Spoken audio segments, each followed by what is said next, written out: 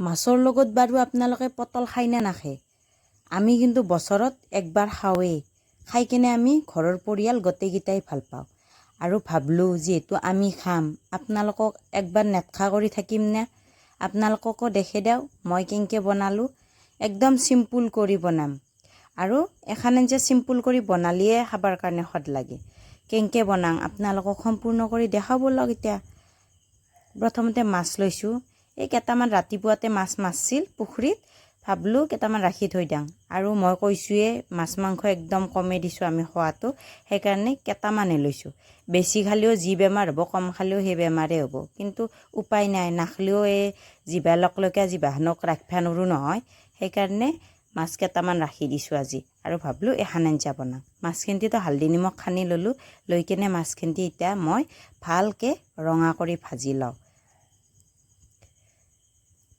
আপোনালোকক কেতিয়াবা এনেকৈ বনাই কিনে খাবচোন, খাবৰ কাৰণে সঁচাই কৈছোঁ বিৰাটেই ভাল লাগে।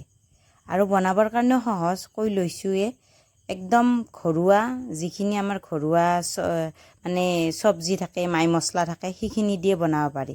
আকৌ বেলেগ কিনিব নালাগে বেলেগ কৰি। তাৰপিছতে মাছখিনিও ভাজি আছোঁ। মাছখিনি ভালকৈ ভাজা হওক লিগান। পটলো 3টা লৈছোঁ, আলুও 3টা লৈছোঁ। মানে বেছি নালাগে আৰু বেছি কৰি নবনাঙো, অলপমান থপথপীয়া কৰি বনাম। বেলেগ আৰু বেলেগ চব্জি বনাম, সেইকাৰণে এখন আঞ্জা অলপমান থপথপীয়া টাইপৰ হ'লেই ভাল লাগে। পটলকেইটাও এনেকৈ চেলে লৈছোঁ। মাজে মাজে মানে অলপ অলপ বাকলা আছোঁ, মাজে মাজে বাকলাখিনি চেলে দিছোঁ। মানে দেখাতো ধুনীয়া হৈ খাবৰ কাৰণেও সোৱাদ লাগে দিয়কচোন, এনেকৈ অলপমান ষ্টাইল কৰি বনালি।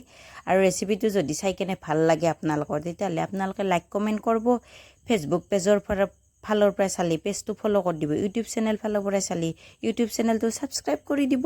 এতিয়া পটল আৰু আলুখিনি ভালকৈ চেলে কেনে কাটি লওঁ। এফালে পটলো দীঘলা দীঘলা কৰি কাটছোঁ, আলুও এনেকৈ দীঘলা দীঘলা কৰি কাটছোঁ। মাছখিনি কেনে হ'ল এতিয়া চাই লওঁ। মাছখিনিটো ভালকৈ ৰঙা কৰি ভাজি ল'লোঁ। যিকোনো ডাঙৰ সৰু মাছৰ লগত বনাব পাৰি। মই আজি পিছে এনেই 2 আঙুলীয়া মাছৰ লগতে বনাইছোঁ। তাৰপাছতে মাছ ভাজি ৰৈ যোৱা তেলখিনিতে গোটা জিৰা 1 চামুচ, এটা শুকনা জ্বালা, এটা তেজপাত দি কেনে আদা নহৰু 1 চামুচমান দিছোঁ। মই কিন্তু আজি পিঁয়াজ ব্যৱহাৰ কৰা নাই, মানে পিঁয়াজটো নিদিলোঁৱে।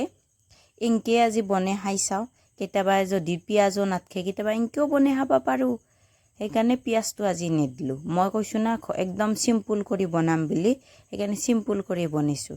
এতিয়া আলু আৰু পটলখিনি ভালকৈ দি কিনে অলপ সময় ভাজি লৈছোঁ। অলপ সময় ভাজা যোৱাৰ পাছতে এতিয়া মই অলপমান গুড়া মছলা ব্যৱহাৰ কৰিম। ইয়াতে বেলেগ একো নহয়, সুদা জিৰাৰ গুড়া, হালধিৰ গুড়া দিম, নিমখ দিলোঁ, সোৱাদ অনুসৰি পানী দিম, যিহেতু পানীৰ জোখতে দিছোঁ। তাৰপিছত অলপমান হালধিও দিছোঁ যিখিনি প্ৰয়োজন হয়, আৰু অলপমান জিৰাৰ গুড়া দিছোঁ যাতে গোন্ধটো ভাল আহে, অলপমান মুখত লাগে। এইখিনি যিহেতু শুকনা গুড়া দিলোঁৱে জিৰাৰ, সেইকাৰণে জিৰাৰ শুকনা গুড়া যিহেতু ভালকৈ ভাজা যাওক, সেইবুলি অলপ সময় ভাজি ল'লোঁ। অলপ সময় ভাজা যোৱাৰ পাছতে এতিয়া মই জোখ অনুসৰি পানী দিলোঁ। এই সৰু মগ দিয়ক, এইটো 1 পোৱামান জোখৰ মগ, সেই মগেদি 2 মগ দিছোঁ। লাষ্টক লিগান ৰাখিব লাগিব, আৰু পানী নেদাওঁ, এই পানী দিয়ে ৰাখিম, সেইকাৰণে 2 মগ পানী দিছোঁ। পানীখিনি দিয়াৰ পাছত 20 মিনিটমান ঢাকনাখন লগাই কিনে উতলিব দিওঁ। 20 মিনিটমান হৈ যোৱাৰ পাছত চাওঁ। এতিয়া একেলগতে এতিয়া মই মাছকেইটাও দিছোঁ।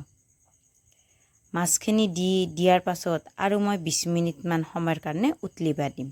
যিহেতু আলু অলপমান আধা সিজা হৈ আছে, 20 মিনিটততো আলু নিসিজে, সেইকাৰণে আৰু 20 মিনিটমান মই উতলিব দিছোঁ।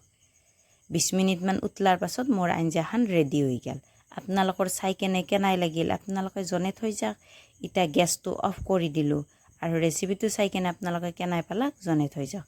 আজিলৈ আহিছোঁ দিয়ক, বাই বাই। নতুন এটা ৰেচিপিত আপোনালোকক পুনৰ লগ পাম।